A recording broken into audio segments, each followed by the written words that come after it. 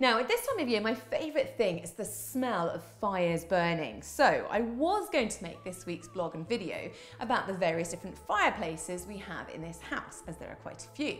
But as I was looking for some previous photos and footage, I came across a video that I took a couple of years ago. We'd just taken over this house, so I was still full of the excitement of renovating it. I was heavily pregnant as well. And I was talking about this fireplace here in our dining room, which is still a little bit of a workshop, but still, I've finished this fireplace now, and it was a bit of a shall we say. So take a look at this and note my deluded optimism.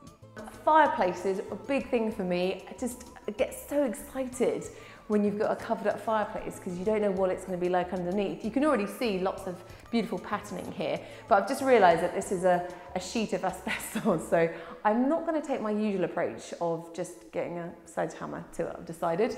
You've got a broken marble mantelpiece, but the joy is all the pieces are there, so that just needs cleaning up, gluing and a clamp on it, so that's not going to take long at all. Ha ha ha! Little did I know just how much trouble this was going to cause me. The tantrums that would be thrown, the words that would come out of my mouth.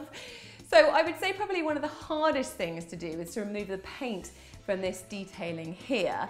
Now, Alan was helping me with this, and we started off using a hammer, and it was chipping off quite well, but he felt that it would be faster to use nitromorse. All that did was just melt the paint into the detail and made it harder. And I think once I'd started throwing things at the wall, Andy came in and pushed me out of the way and finished it off for me, so I was very grateful to him for that.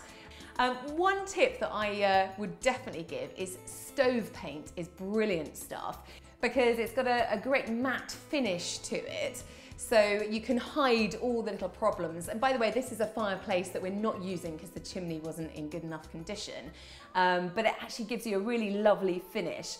Now, the marble had lots of chips on it, so I had to fill those in with filler, and then I actually just painted over the filler, trying to keep that marbling effect.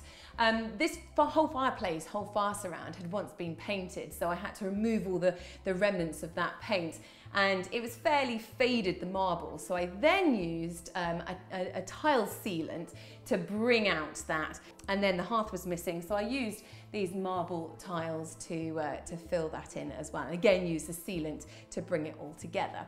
So I'm very proud of this fireplace, and I do actually feel like it says thank you to me every time I come in this room for reviving it and bringing it back to its original beauty. So I think there was a lot of delegation on this particular job. Alan and I had lots of lovely chats actually whilst doing it, and I was very grateful to Andy for coming in when I just couldn't cope anymore. So I think my coaching tip for the week is don't be afraid to delegate. I'm not always very good at that, but sometimes I think it's really necessary and it can make a big difference to the end result. And that's it for today. I'll see you next time.